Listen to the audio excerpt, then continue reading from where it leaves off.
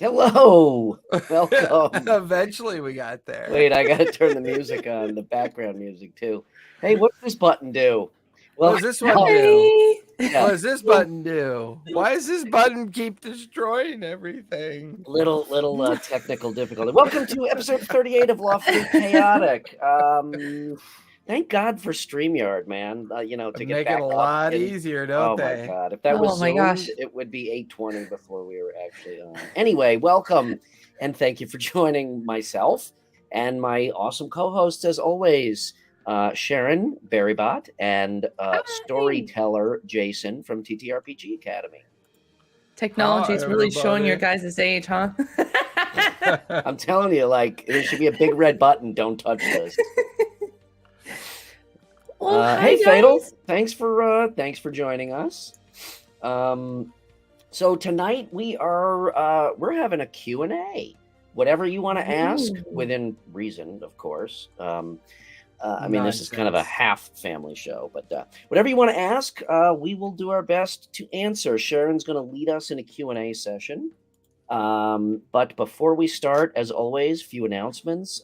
We will be off next week for the Thanksgiving holiday, and then returning after that and doing every Thursday through December 8th, at which point we will be taking a break for the rest of the year to get some creative work done.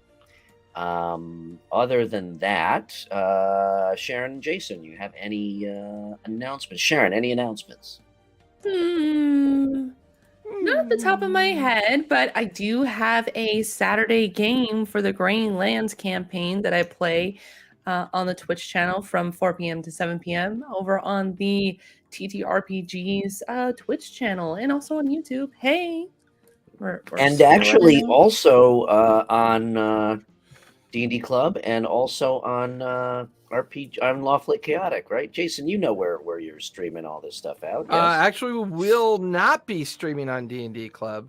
Okay. We're only streaming on RPG and Co, Lawfully Chaotic, and TTRPG Academy.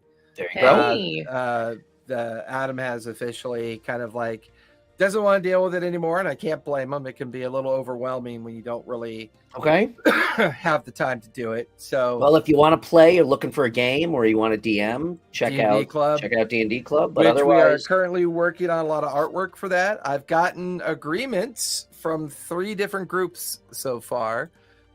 Both my Sunday groups. I think there's one Wednesday group that's given agreements. So hopefully, after all the agreements are done and we get reorganized after Thanksgiving, we'll be bringing maybe between 4 or 5 new shows to share with everybody that will stretch between Tuesday, Wednesday, maybe Friday, of course, the traditional Saturday Graying Lands, and then a couple Sunday games. So we'll see. We'll see how it goes. We'll get it all organized during the holiday break because I will be shutting the studio down for an entire week next week. I will not be running games. I'm going to be exclusively working on the final bits and bobs of content for the 3 new games. that are going to be spinning up. Awesome. So it's definitely exciting news. Busy 2023, folks. Busy 2023. Yeah, definitely. And it's exciting that we get to stream out all the games. You get to archive all of these games on all of our channels now. That is very cool. Fatal, since this is a Q&A, I will answer your question. My favorite color is like aquamarine. Ooh. Hayden, thanks for joining us. Welcome. Hi, Hayden.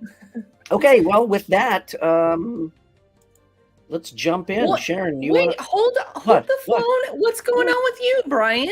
Like, you got to ask us what's going on in our world. What's going on in yours? Oh, thank you. Oh my goodness. I've been juggling a lot of stuff lately. Some house projects. I just had my garage floor redone, which sounds boring, but it's extremely exciting because now the garage is like another room in the house because I have this nice, clean epoxy floor, and I rearranged my whole garage. And now all I want to do is sit out there and look at it. Oh, how nice! Yeah. And then I've got my roof repair getting done, so I've just had a lot on my mind lately. In addition to juggling everything, so forgive me if I'm a little scattered, but as usual, we've got a lot coming down the pike. I do have one announcement. A friend of mine, Gus, over at Long Rest Games, and I are going to be putting out a card game. Oh wow, that's pretty cool. Yeah. He asked me if I would be a part of creating that, and of course I said yes. So that should be coming probably. I don't want to jump the gun because we've just started, but probably Q1 2023. So look for that and check out Long Rest Games. Awesome. Are you guys doing a Kickstarter or just a traditional? No, we're gonna try doing a Kickstarter. Cool. That's fun. So it should be pretty fun. That's awesome. It's so early in the process. I don't want to ruin it, so I'm not going to give any spoilers. Is that an African or a European swallow? Yeah. I was actually going to, take it down a dirty path, but, well, I don't know. So anyway, that's my name is Tom. That's my life. So Sharon, why don't you take it away and hey Torch, thank you for joining us also. Another regular. Sharon, what are we talking about tonight? All right, everybody. Welcome to another episode of Lawfully Chaotic Q&A edition. For those of you listening in the future or, not the past, because that's kind of weird. Unless you're like a time traveler or something, then, if you're in the chat, say hi, whatever. So if you guys are listening, feel free to write down your questions and hold them for the next session. Yes. And we never say this, but if you're joining us later on VOD, because you can't watch us live, thank you also for watching the episodes. I just wanted to give a shout out to all of you who may watch after the fact. So thank you for that. Saying hello to those lovely ear holes. Hi. So tonight's discussion is a freestyle session where everybody can join in and lob questions to one another, and we'll give long and elaborate answers. And actually, to start it off, thank you, Fatal. My favorite color is actually, it's a toss between green and pink. So my favorite color is the ability to see. Does that count? That counts. The full spectrum. So basically, the visible spectrum. Yeah, my favorite color is the visible spectrum. All right. All I see is gray. Right. Well, that's because we're old. We appreciate that, Barry. I see gray. Oh, and I see is gray people. All right, so we have some questions already prepped up from the interwebs, the D&D community, mostly straight from Reddit, and we are going to start off today with player questions. Wait, you sure these aren't from Twitter? I mean, it's a mishmash, to be fair. These aren't from verified Twitter accounts? Oh, no. We're not going to draw any ire. No. It only costs $8 to be verified. Sorry. So the first question or topic that I'm going to toss to you guys is building character identity. I think it's good as a player to make up massive amounts of backstory, even if no one will hear it. I think it helps create an identity that for that person and helps you make decisions for that character. It creates depth. What are your guys' thoughts? Should you get like 15 pages of backstory just because, or just go it down to 2? You know, as someone who runs a lot of games, as much as I appreciate a very detailed backstory, I think for me, a page is enough for me. Really? However, Jason's at the point with a number of games is like, I don't fucking care, just roll the dice. Well, no, because sometimes I find their own creativity kind of inspiring to me. So sometimes what they don't necessarily play out their backstory becomes, meat for the bone for me, and it I can use it to do a lot of creative stuff. But I always have a hard time believing that a level 1 or level 2 or level 3 character has that much maturity in the world. Leave a little space for you to grow, right? Like kind of write your story up to that kind of level that you think you're going to launch into, and then leave some space for you to add to it as you move through the world. Twisted UO. I used to make elaborate backstories in my mind. Now I make a general arc and let it play out based on group dynamics or experience. Yeah, that's healthy. It's healthy. By the way, welcome, Matt. Thanks for joining us. I totally agree. Obviously, we've been playing together for years, but I kind of do the same thing. I get a little bit more elaborate. I would say that we're all in our games. We're all about the same level of detail, but it is definitely backstory more than motivations. Okay, I do go a little bit further into it than he does. I was gonna say that liar got exclamation points. Yeah, that had feeling behind it. There's the dance on fire emoji. No, but I go a little bit deeper into it, but it's interesting because I think there is, and Jason, I also agree with what you said. I mean, if and you're coming at it from a DM standpoint, right? Almost always, yeah. Right. I actually answer that question as a player, and I think absolutely yes, you should have a backstory. But even if like the other players don't ever get to like uncover that, it's only like DM knowledge, really. True, but it gives the DM food for plot hooks, for side quests, and it certainly also gives you information even as a player, which is why I was going to say I agree with Matt that I don't do like motivation and character traits as much as just a backstory arc, because I think that is important to develop during the game. But I do think a detailed backstory helps.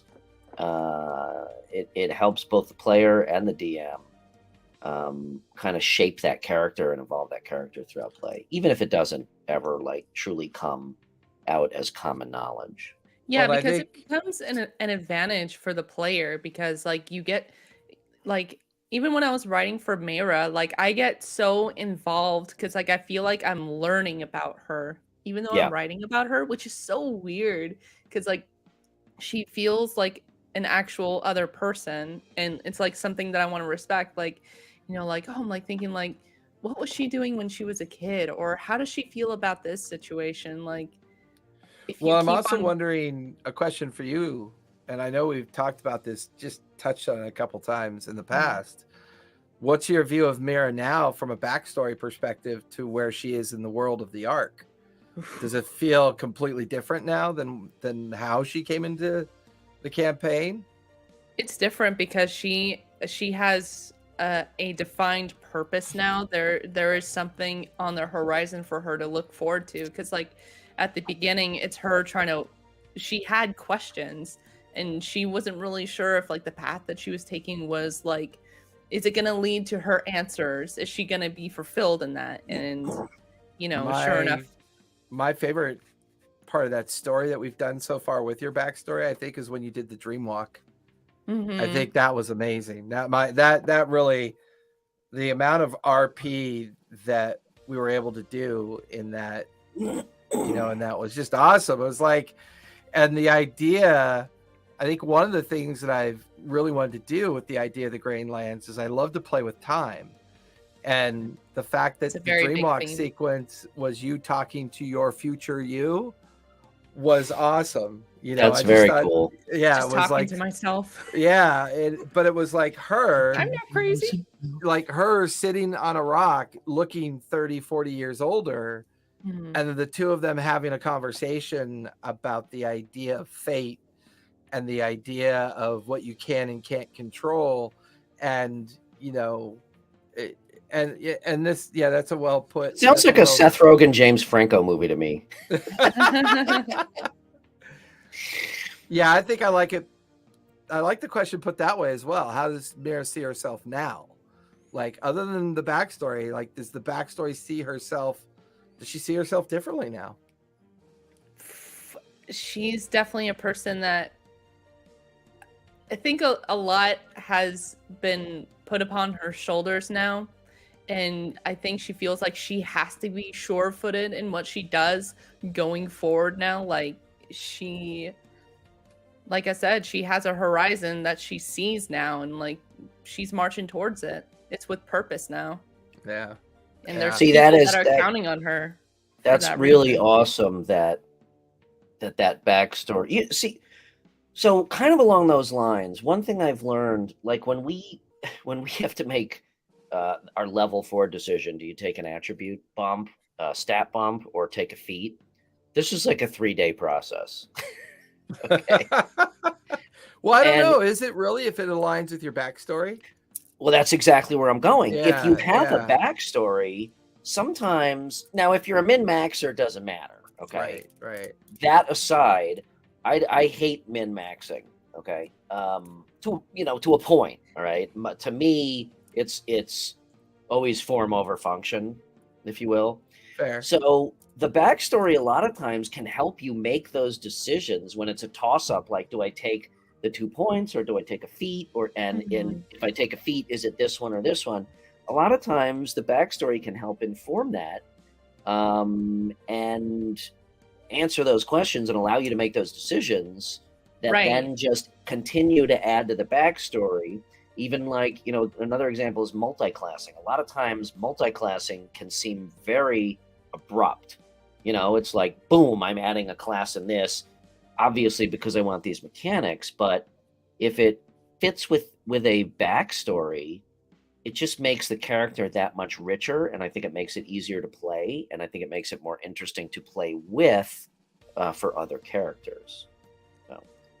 Well, and I think it brings up another good point about creating your backstory with identity is when you could create it with other players. Like, as I've done 3 0 sessions lately, a lot of those 0 sessions spent some time talking about backstory and also starting points.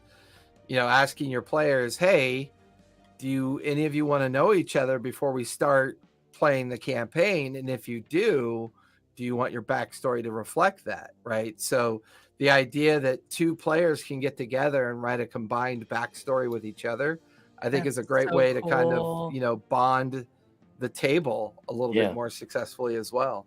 And, quite frankly, it's just a fun thing to do between sessions. There's only so much fiddling you can do with mechanics. And then you're like, okay, my character's done and I can't wait to play. You can always tweak your backstory between sessions. Work on it constantly, grow with it as you go through the campaign. Yeah, absolutely. And I like the way we phrased it, or I like the way Barry phrased it from a standpoint of, character identity. It helps you get immersed into it as a player. You've created this really kind of curated identity of what you think you're going to be. But I would also say it's just as interesting to watch people fall out of love with that too. It happens from time to time where they've got this great backstory. They put together this great idea of what they thought they wanted. And then they finally start dabbling with those mechanics by level 7. And they're like, I don't think I really like this character, and that's okay. That's okay if that happens, because you can always write another backstory, write another character, and build another opportunity to fall in love with your character. Or that character grows and evolves and changes. Like that's always possible. Yeah. Well, Torch brings up a good point. When you join a little late to a campaign, that could be very influential on how you develop your character and backstory as well. Yeah. Your character backstory can almost become a little more NPC-ish as opposed to traditional PC. And, it can create some unusual but kind of cool situations too. So Aiden, you said you just can't make characters at all. I'm curious as to what you mean by that. You know what? And actually that's a good segue into the next question is, what do you think about players creating special or just normal characters? The post goes, I'm sorry, I have to ask, define normal. Well, this is what the post said. No, certainly not you or I. The post said, I made a completely normal character. Norm has taken up adventuring That's fucking awesome. Has taken up adventuring as part of his midlife crisis. He spent his whole life watching the same gate and 2 blocks of city, and he regrets not going out and seeing the world. He is a level 1 human fighter at the age of 43. Yeah, that's pretty funny. That's pretty okay. Now I would argue that even that short little blurb, there's a lot. This is the copywriter in me. I dabble in copywriting when I do advertising. Okay, even that little blurb is a fantastic palette for that character to go out into the world. And there are so many ways that you could play that. So I mean, I picture like Clark Griswold going out as a fucking fighter, as a first level fighter. Yeah. Well, it's interesting because I've got a couple players that sure they enjoy the idea of a backstory, but they've been in a couple of my campaigns already, and at the beginning of those campaigns, they just gave me like a couple bullet points and some basic background and said, this is my backstory. And I'm like, you're giving me a lot of creativity here. Are you sure? And they say yes. And I go, okay, well, let's have some fun with it. A minimalized, normalized backstory like this example can almost be equally as creative for the DM, because you're almost having that open conversation with the player that you're like, oh, so you're giving me a little bit of license here. You want me to be creative. And if they say yes, then, okay, well, here are some guard rails for us to work with.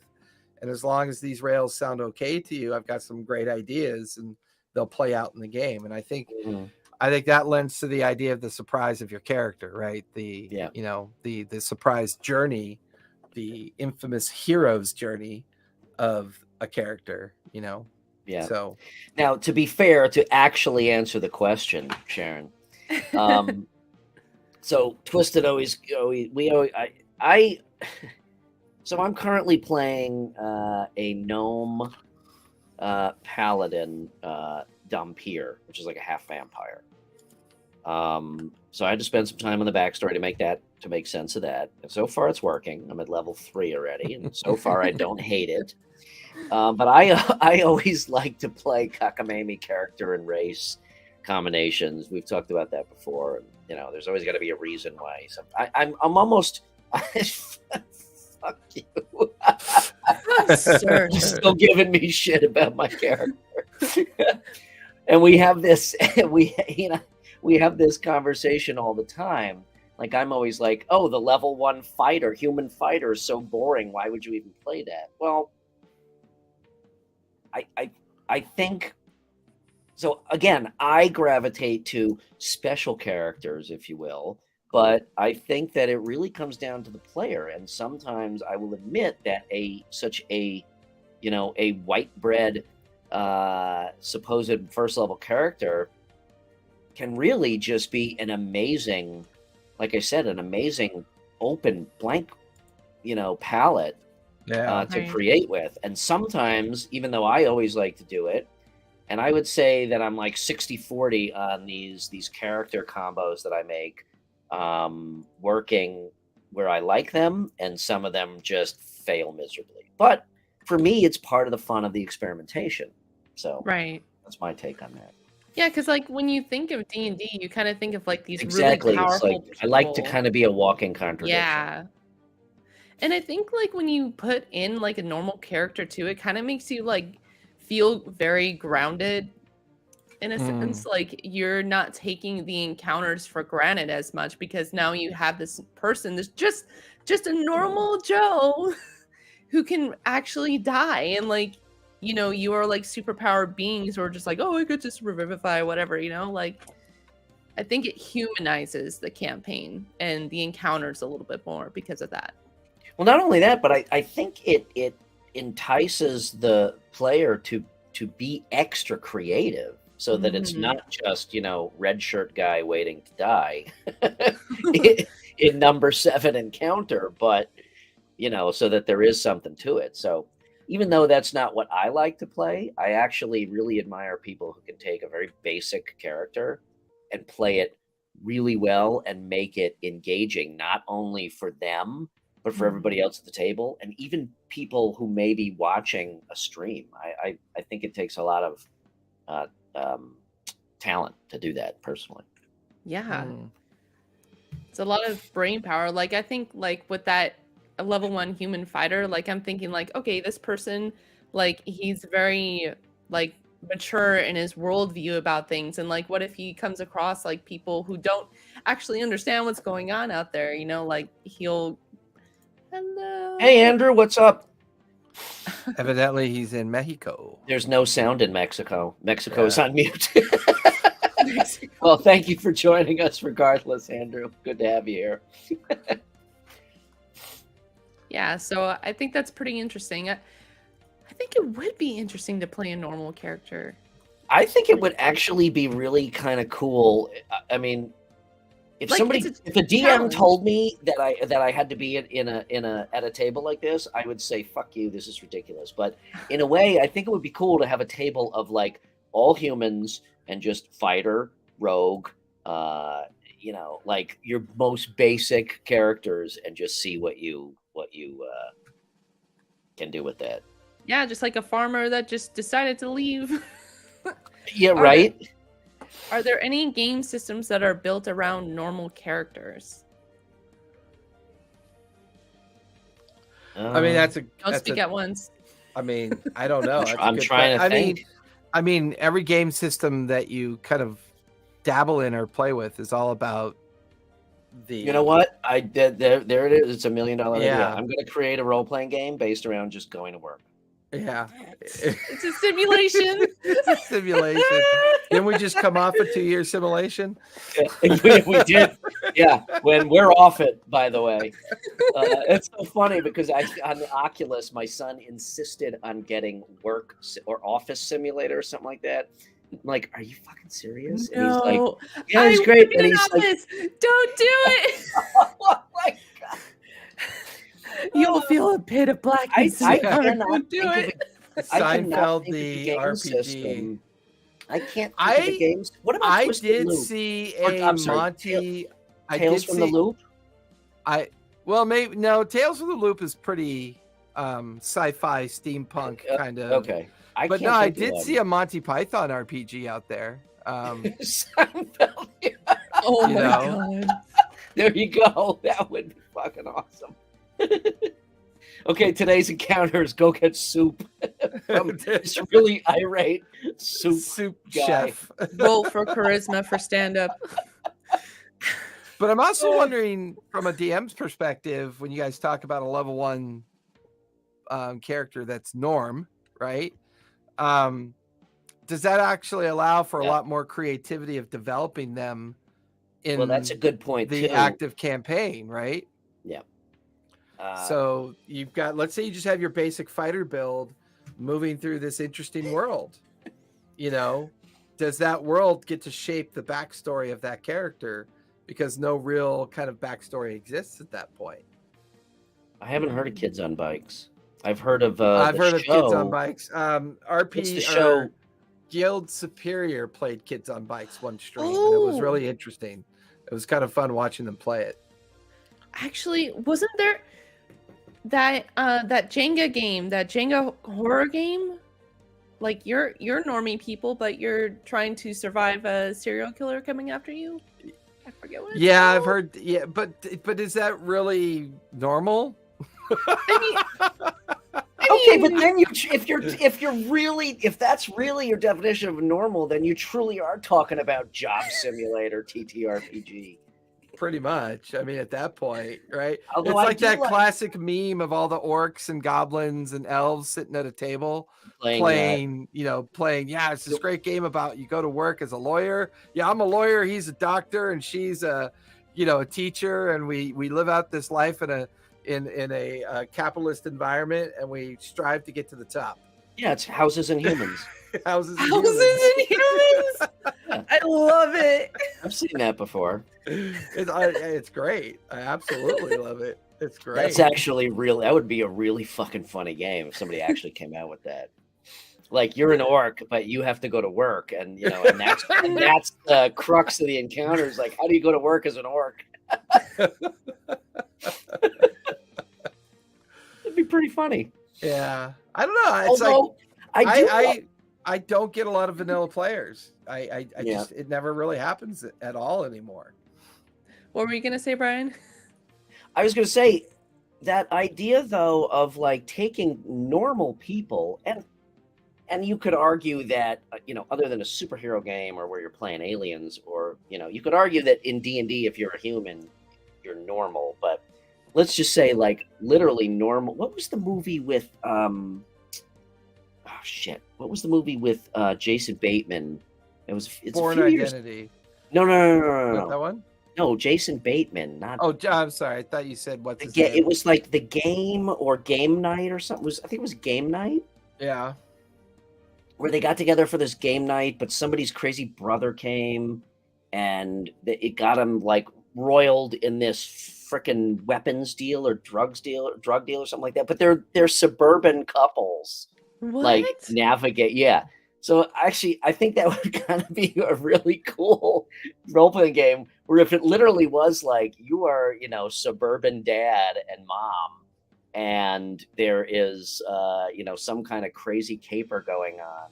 Also, the movie The Burbs, you remember with Tom Hanks? I remember The Burbs. Yeah. Oh, yeah. Like something like that, where it's like the boring suburbs, but something strange is happening. That's funny. Yeah. Kind of a cool it game. Totally reminds me of the Dadlands with the McFarlanes. I don't know if you guys have listened to it. It's great. It's just a bunch of dads going out into like this magical realm. Totally normal dudes trying to go and find their sons. It's super funny. Yeah, exactly. See, Torch knows it. Well, Stranger Things. Yeah, I mean, okay. Yeah. Again, yep. Yeah, you're right. Stranger Things is a perfect example. Well, except for 11. Stranger Things is a perfect example. A bunch of normal people taking on, extra normal tasks. It's funny. It's really got me thinking about the idea of,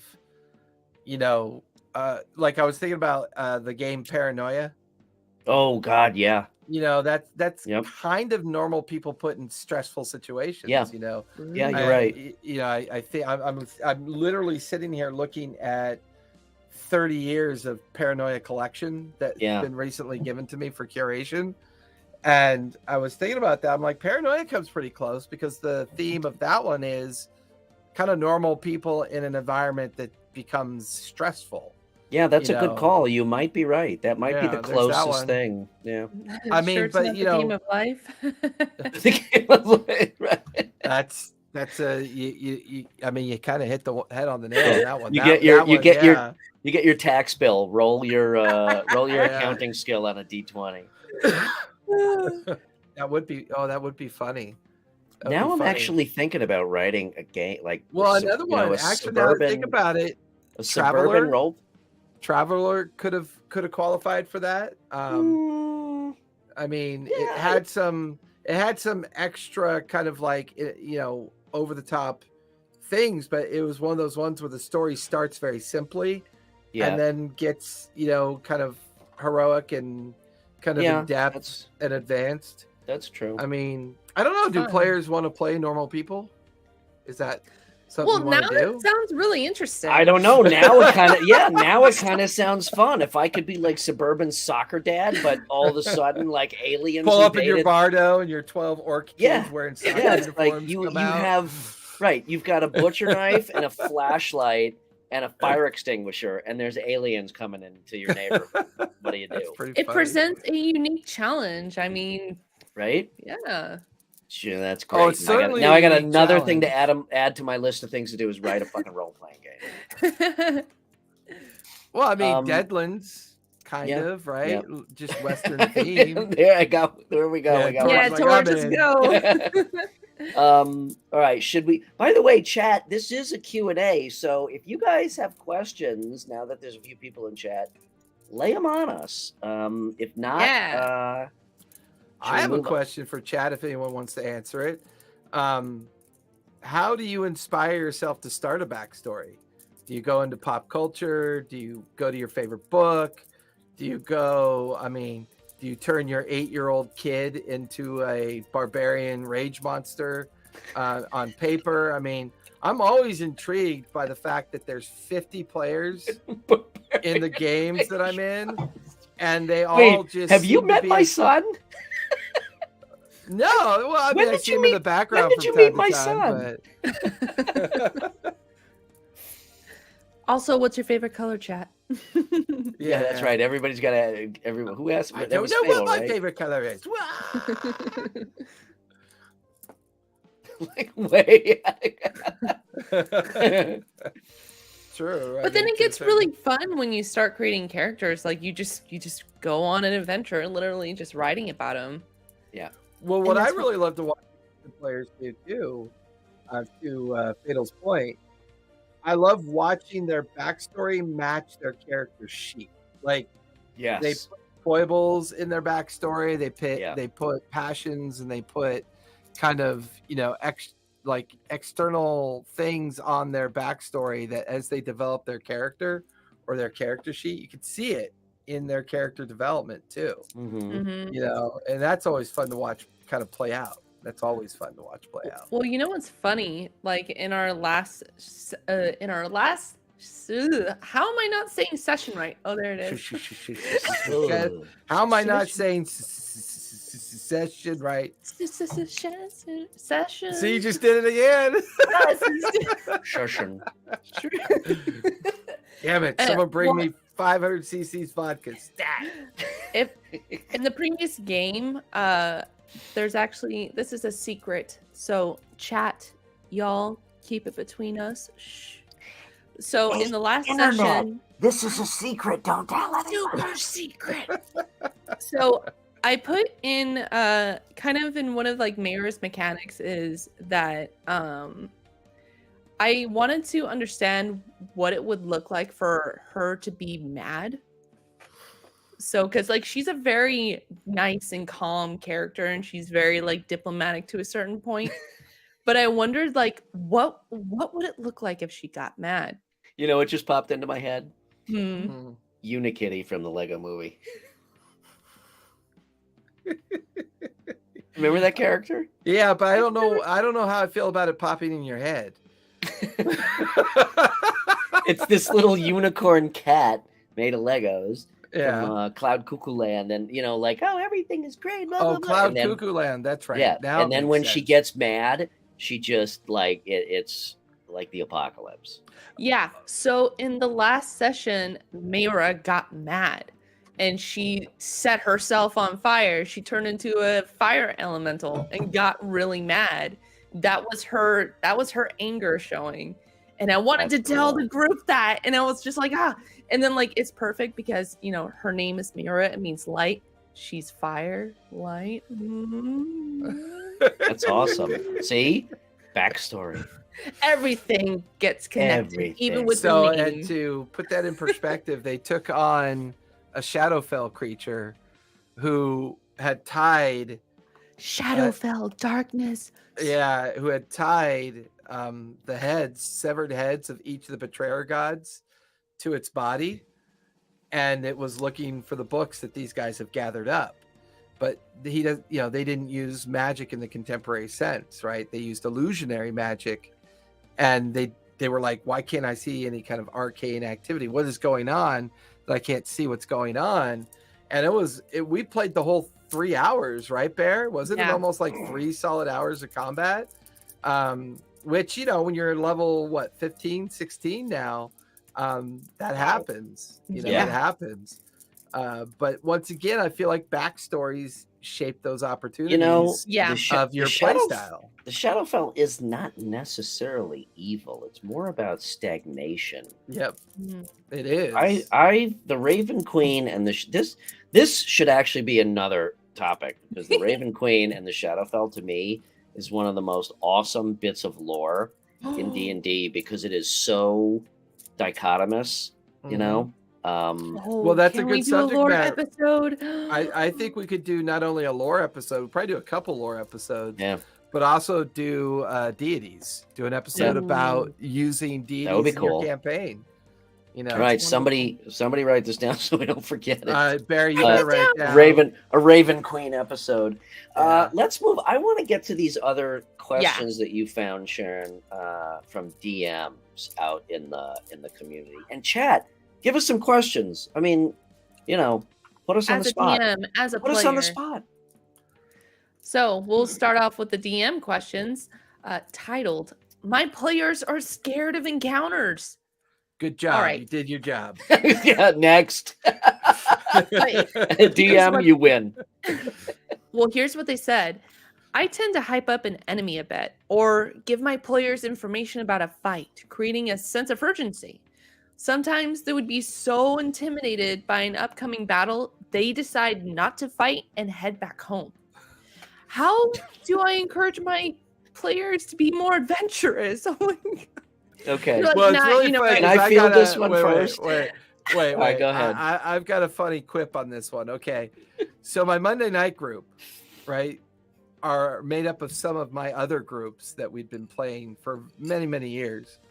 And so I've got this killer NPC. It's a lot of fun for me to play. I got the voice down, and I'm like 2 words into starting a conversation with one of the players where they are in the location of the situation, and they all agree to immediately kill him because he's obviously the big bad. So they do that all the time now. I've got them so paranoid.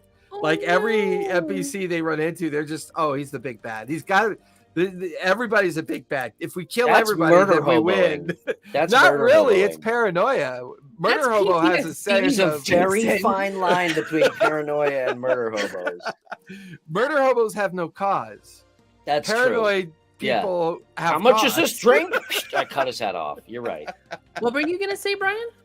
So I was gonna say, so one of my challenges as a DM, I have 2 main challenges as a DM. One is timing one-shots. Still something I'm working on. Okay, a 3-hour one-shot for me takes 6 to 8 hours, but that's a different conversation. Exactly, different motivations, similar results. So yeah, I would say it's a fine line between murder hobos and paranoia. But my other challenge as a DM, especially when you get to high levels, is actually providing encounters that do make the players feel like they could actually die. Right. I think there has to be that anxiety. Otherwise, what's the freaking point of playing? Right? Yeah, I would agree. It just gets boring. Yeah.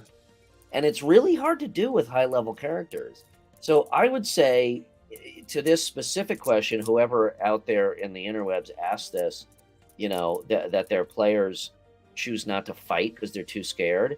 My answer to that is go home, find new fucking players, because they're really, they're just fucking wimps. That is over the top. If those are your players, then you need to sit down and have a conversation with your players about what the game is really about. There should always be anxiety in an encounter that I could lose this character that I am invested in. Otherwise, what is the point of playing? There has to be risk and reward. Yeah. And I think hyping up encounters, even if it's, I go back to, if you look at the Lord of the Rings trilogy, when that started very small. It's one of the reasons I love that that story is because it started very, very small. It was two hobbits going out into the world for the first time, venturing out. And even, at the very beginning, if they met a goblin, that would have been a major encounter for the two of them. That's the way it should be, in my opinion.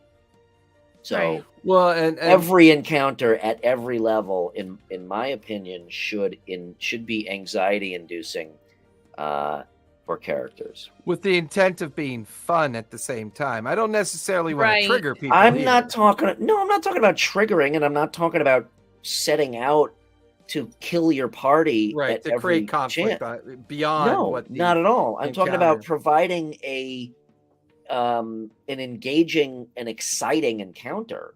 If it's like, oh, I'm not going to die ever, so I'm just going to keep rolling dice, and then it just gets boring.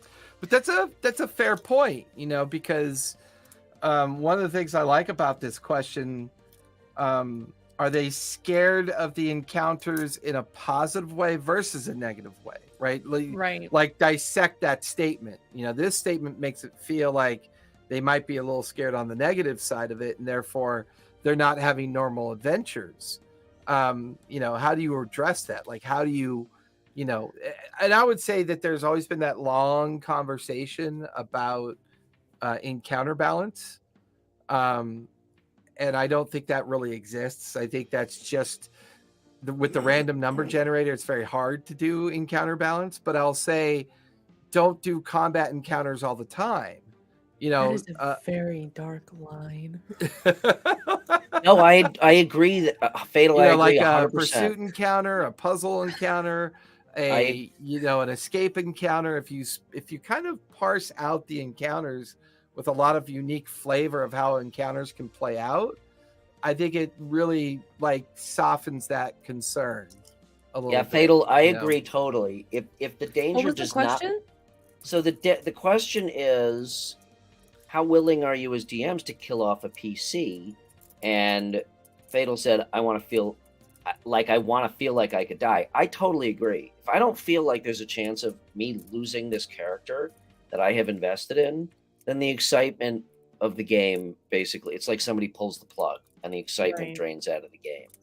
As a DM, I don't set out to kill players. In fact, I don't like doing it, and I try everything in my power without cheesing the game, without cheesing the game to make sure it doesn't happen. But you know what? Sometimes it's happened. And we've had a whole show about killing player characters. Right. But like I said, I don't set out to do it as a DM, but there's only so far that I will cheese the situation before I say, you know what, you're dead. Well, and to kind of add on that when it comes, and then we can move on to the next question. We had Age of Empire. The Saturday morning game I have, which actually is Age of Empire. I was trying to think of something else at the time. We've been playing 60 sessions. We just had our 60th session, I think. And one of our combats took 2 sessions. Half the party dropped. Oh my God. Meaning, went unconscious. Went unconscious. One player died outright. There was no, it was an aging effect that the chaos creature used. And he's human, and he was already in his 50s. So he was aged 70 years. This is why, as a human, you should always start out with your character at 5 years old. Yeah. And it was really fun because I do like using Matt Mercer's Risk of Death, which is the resurrection gets harder every time it's getting used. Well, one of the characters has a boon because she bears a vestige of Ioun, and that boon was used to do an automatic divine intervention. But divinity is always kind of fickle. Mm-hmm. So based on what was going on at the time and the interlude between the dwarf and the wizard that were involved, I had them roll on a DC check to see how this would play out. And it was a roll on a reincarnation chart, right? It got acted as reincarnation. He screwed up his first roll because he used 2 same dice. He used 2 0-0, the doubles dice by mistake. He was almost a halfling. Right now he's a standard human, right? Like a muscle human. But then he re-rolled and he re-rolled human. But I brought him back as a 24-year-old human. So he's not a 58-year-old muscular wizard anymore. Now he's a 25-year-old human who is practically unfamiliar with the world from a physical perspective, but now has the mindset of a very upper tier wizard and very skilled. So now he's got this new visual presence that he has to take into consideration. But at the end of that second round of combat, together, the entire team had less than, if you combine the entire team's hit point pool at the end of that combat, it was under 50 points. Was that an exciting encounter? Was that an exciting? It was amazing. It was okay. It was absolutely amazing. So 3 things. I have 3 comments about that. Yeah. If I can remember them, I might have forgotten one already. So one is I thought we got him a pill for this problem. Shut up. One is, see, as a DM, the fact that you are willing to do that, I think is awesome. And if it is really a character that the player is invested in and the party is invested in, there are always ways to bring that player back. Okay, it's a game, it's a fantasy game, there's always outs. Point 2 is on the reincarnation, to leave even that up to a die roll, that's ballsy. That is. And that was the risk and the reward. The risk was they took out the mid-tier, they took out the mid-tier boss, right? The mid-tier, the Shadow Master's destroyed. The chaos celestial is destroyed, and now all that's left is the final arc, of the game, which is to go after the puppet master. Oh, and I remember what my third point was, which was I love Vigo the Third. That's funny. I love that what you said about you brought him back as a 24-year-old human, but he still had the experiences. Yeah, so right there. That adds to the backstory. The whole. So I had a character. Gary's referring to. This is when we were kids. I had an elf ranger. That's all I used to play when I was a kid. Elf ranger, and he died like once or twice, and I kept bringing him back. I'm like, oh yeah, it's his cousin, exact same character that came back. It was ridiculous. But it was just so poignant to the question. It just felt like it fit the question perfectly. Yeah. So I like the next question. Can I read the next question, or you want to do it, Bear? I really like this one a lot. Here, and I feel like it's a player's answer. Like, I don't really have an answer for this one because I homebrew everything. To me, this is a real player's question. Sharon, read the question. Let me read it. Go ahead. Right. Shut up. Let her read the question. All right. You guys have had the stage. Let me have my moment. I know, but I love this question. It's a great question. You get first answer then, James. Yeah. I'm going to defer to Barry because I'm intrigued. All right. Okay.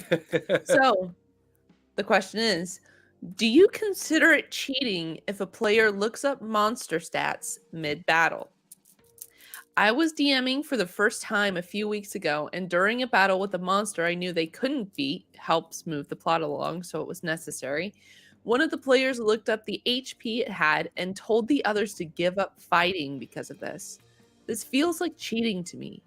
Do you tolerate it?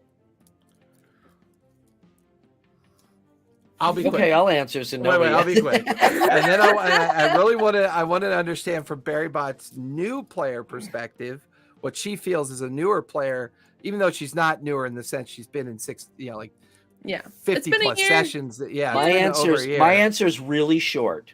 My answer is even shorter. It's homebrew. Okay. I don't even have to worry about it because I homebrew everything. So your answer is probably yes, it's cheating.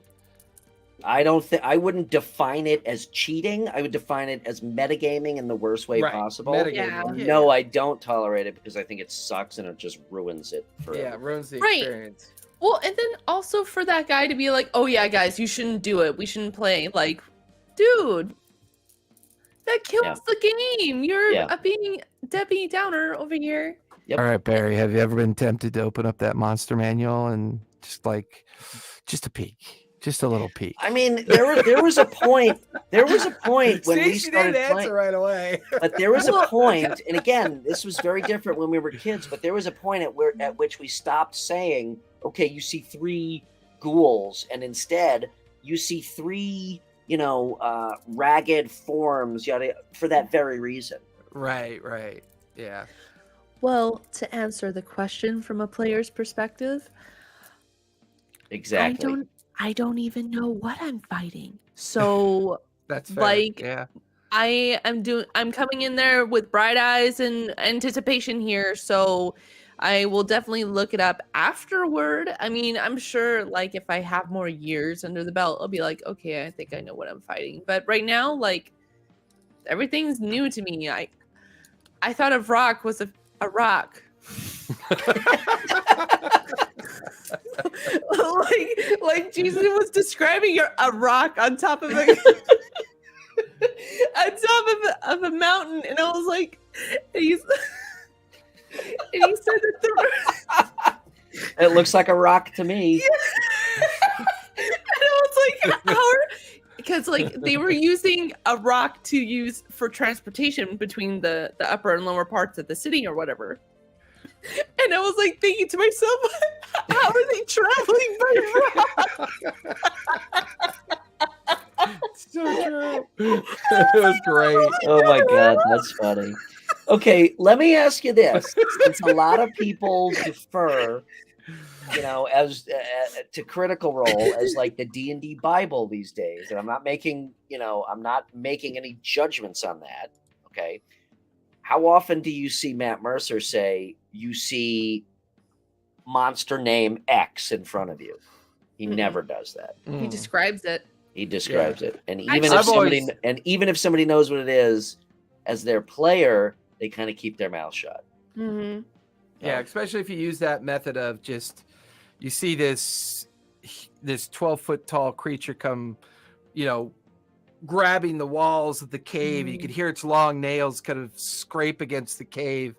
And you can see kind of sparks coming off. They have this elongated nose and these gray dead eyes and this kind of sallowed, pallor looking skin that's got nodules all over it with little bits of, you can see little tiny mouths on its body that are opening and gasping and kind of, so you could get really fun in that level of creativity to the point where you're so they're so into listening to what you're describing, they don't really even give a shit as to whether that's an actual monster. And I think Torch's comment is spot on. Yeah, it's a horrible spoiler. Yeah, it's just a fucking spoiler. Nobody's like spoilers. Yeah. So keep your fucking mouth shut.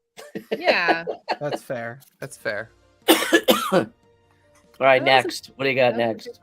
Chat, come on. You got to put us on the spot. Pressure. Best question gets a free sticker. Now we're right on the bribing. All right. So the next question. My players are okay. Wait. Let me be. My players are not disrupting my game. They have been creative with their solutions, and I'm having fun as a DM. What am I doing wrong? None of my players disrespect my authority. Whenever there's a disagreement, they would listen and start thinking of new solutions. One got his AC too high, and I gave him a tough battle. The players got excited when he took actual damage and was ecstatic when he won. Why aren't we getting into fights? Is that question from Matt Mercer in his early days? You know why you're not getting into fights? Because you have attained DM level 100 and you win. You might as well just find something else to do. That's a ridiculous. Is that a real question you found? That was a real question. And then one of the commenters said oh, just throw in alignment. Do people still use alignment? Afterthought. I mean, for the crazies, probably. Who knows? I think that that question your eyes when you said that, Barry. I think that question is a little ridiculous. If that is the case, You're running a perfect game. Okay, here's an actual. I don't want to cut that short, but I think it's ridiculous. Ooh, worst campaign or session horror story. Ooh, I want to hear the juicy details. I don't want to give. I'm here details. for the goss, guys. I don't want to give details, but someone I was playing with once. Fuck! I fucked that up. What does the microphone do to you? No, it's not, Jason. I'm kidding. I'm not going to give details, but I will say. We'll call him Bob. Yeah. Or Smirk. My worst horror stories are when somebody at the table is just so drunk that it is literally disrupting the game for everybody. And they're like being belligerent. I have no, not even belligerent, but just, what are we doing? What did you say? I'm rolling. It's just like every round takes 5 minutes, and it fucking turns it into shit for everybody. And it's awkward because they're normally not a disruptive player. It's a really awkward, shitty situation. So 5 years ago, I had an opportunity to play as a player, and I found this great group of like 9 people that were showing up to play. We'd all kicked off a 0 session. We were playing at a guy's apartment and turned it into this great atmosphere. What we didn't know is that one of the people, part of the group, was a traditional alcoholic. And rather than be honest about that with everybody so that we could preclude alcohol from the session, this one guy who was hosting the session was using alcohol as an icebreaker and felt that everybody was handling it correctly. There was such a severe situation that the group never reformed. It completely collapsed. It blew up that night. It was an hour-long just nightmare that never had a chance of recovery. And that is, what is amazing to me is that our answers were exactly the fucking same. It really was. That's fucked up. Yep. Yeah. It's pretty crazy the way that works. So there you go. Here we go. Thank you for joining us. The Dark One Scion. Oh, Dark One Scion. Oh my God, I haven't heard from you in like forever. Thanks for joining. Sharon, you want to read that question? Should I go Valley Girl? No, just kidding. So one of my groups just finished coming down a wizard tower full of monsters. At the bottom of the tower was a 20-man raid group. I thought I was being funny. My players told the group they were friends with the master of the tower. The 20-man raid group decided to try to restrain the players. The players' response was to throw a fireball. My response would be, as a DM, what level are you casting that at?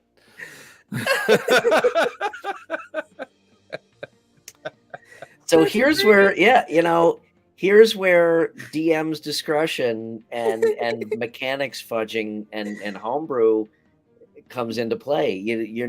Like, first of all, if it's 20-man raid group, I would say, okay, you cast fireball, roll the damage. And then I would secretly somehow divide that and say, all right, you take out, you char 4 guys and you half damage 3 more, and then there's still 20 guys. And you know what? One of those 20 guys happens to be a priest or something, and you're all, commanded to with a 9th level command spell. I mean, again, basically as a DM, I would kind of cheat without making it seem like I was cheating. I'd let it play out and have fun with it. Yeah, it's almost likely to turn into a pursuit encounter. Yeah, it may start that way, but you could really take you could really clay make it and turn it into something really fun. Well, okay, let me ask you a question though. This kind of goes into Fatal's next question of how do you deal with murder hobos? To me, that fireball question is that murder hoboing, or is that their true? I don't want to deny anybody's response to a situation, but there are times at which it's just like, okay, your answer to everything is to fireball it. What the fuck? So I think I want to play one of those characters. I'm asking you guys. Well, I mean, you never want to take away too much agency, right? You never want to. You're always tiptoeing that line of creativity, agency. Are they secretive murder hobos that don't know that they're murder hobos yet? That is the theme so dark that they start off as kind of lighthearted characters, and the theme has kind of dragged them into dark spaces and dark places, and it's altered their thinking of how they interact with things. I think it's all contextual, right? It based on the context of how something happens. It may be a precursor to something that leads to poor gaming experience, or you may turn it around and say, yeah, you instantly vaporize 5 of the guys, the other 15 pull out their weapons and start running towards you. What do? And they say, we're getting the hell out of here, and they start running. You have this pursuit encounter, and maybe it turns into something else and maybe it doesn't. I'm just not a fan of traditional absolutism in the sense that certain contexts are presumed. You need to know the context, I think, to really kind of get the feel for that and not be too presumptive. That's a really good answer, and I will concede that point. You're right. It's about context. That's a great answer. And these are really great questions too. You've converted me on that one. All right, it's been an hour. Jason won. Well, wait a second. We got to come on. It's been an hour. We got to go, man. We promised ourselves. Remember, we promised. When did we make that promise? I don't know. I just made that up right now. You got to go to the bathroom or something? I always have to go to the bathroom. I'm 50. Fatal, have you ever had a group derail a campaign so bad that you had to take a week off to replan the campaign? Ooh, I don't know. That's always a good question. Yeah, I don't know that I necessarily had to take a week off, but I definitely had to creatively find out how to creatively end the session so I could plan and rethink it. Yes. And step into a rage room. Yeah. That's a really good example because the Friday night group, which is the Queen's Gambit, which was a reboot of a previous group, 4 of the 5 players came back. I only had to fill 1 seat. And those 5 players now, they had an interaction on their 5th session, and I wasn't expecting the response at all. I thought I'd set the mood very appropriately. I thought I set the interaction very appropriately. And their first response is to not deal with the fact they just, let out a creature that's linked to Halas, a very powerful wizard within the Critical Role world, right? Yep. Mm-hmm. They didn't deal with it. And I'm like, oh, fuck. And I'm like, I'm jumping 24 chapters ahead. What happens if they don't deal with it here? And I'm like, oh, I did write that. All right. And then I go back and I'm just like, I always presume things will work well, but I always write to the possibility that I have to have an alternative ready to go. And that's my framework style of writing. Assume, presume, and then write the alternative out because it's eventually going to happen. Yeah, but sometimes it's so unexpected. Night Torch, thank you for joining. Appreciate it. Sometimes it can be so unexpected that you just it wasn't in the future plans, and you're just like, well, yeah, I need a minute to reassess. Oh, that was one of the subject matters I want to take up in the future. Campaign writing by framework. I want to circle back and do an episode where we do talk about how to write campaigns.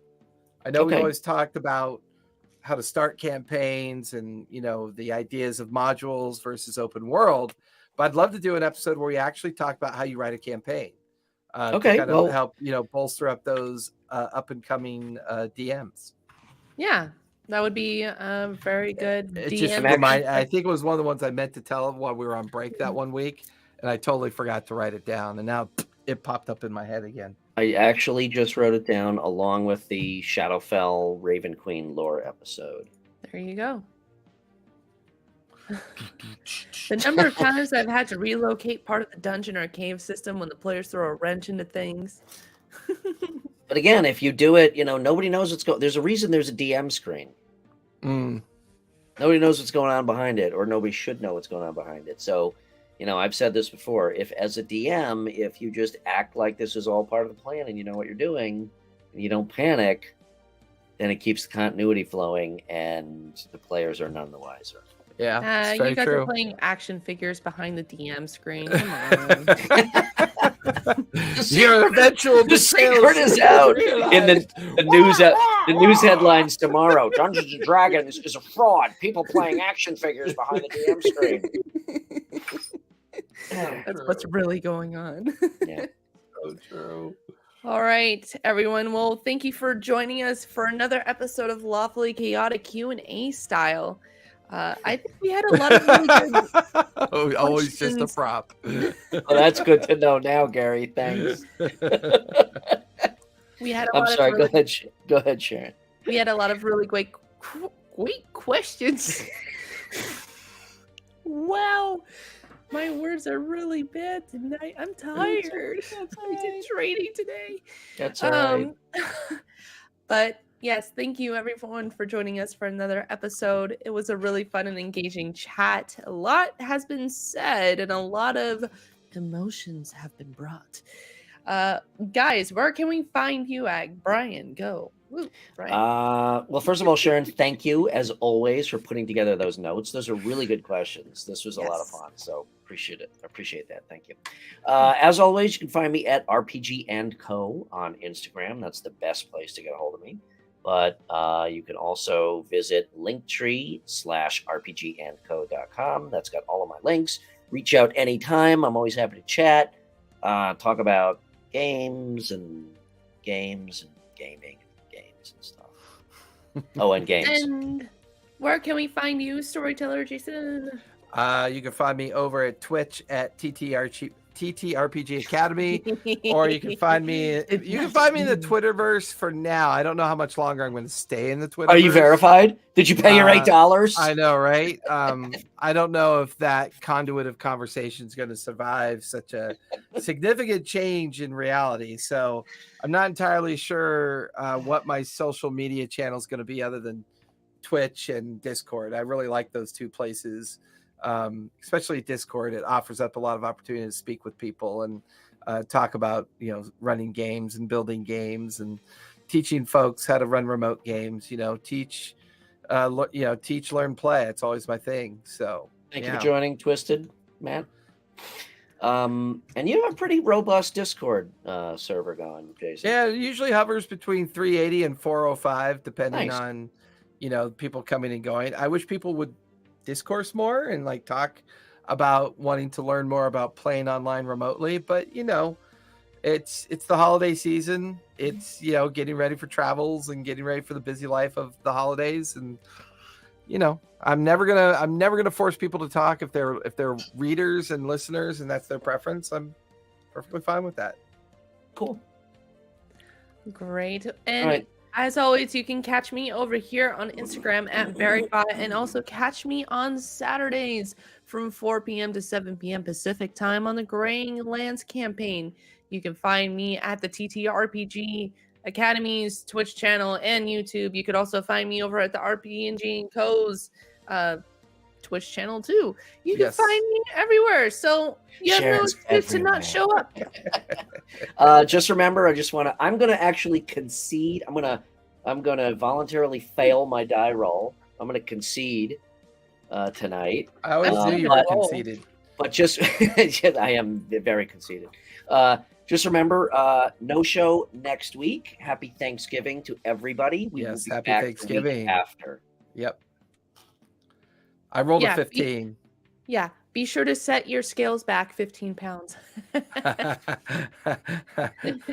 already did that in anticipation of Christmas and Halloween. And oh wait, I got one more thing I wanted to say. Remember, check out Long Rest Games, and then also don't forget to check out Crazy Cultist. Rocket House Games, written and created by Jordan Davenport. It's fun, it's simple, it's a good party game. So check it out. On Kickstarter? No, this is and happy Thanksgiving to our British brothers and sisters in arms, as you are the originators of our pilgrimage. Yes. No, just check out Rocket House. Just look up Crazy Cultist Rocket House Games. Yeah. It's super fun. I rolled a 15. What'd you get, Barry? I got an 11. All right. Good night, so, good night, everybody. Bye, everyone. Be safe. Be kind. Don't forget to play a game. It's good for your mental health. Enjoy your week off. Everybody enjoy Thanksgiving. We'll see you in 2 weeks. Guys. Bye, everybody. Bye.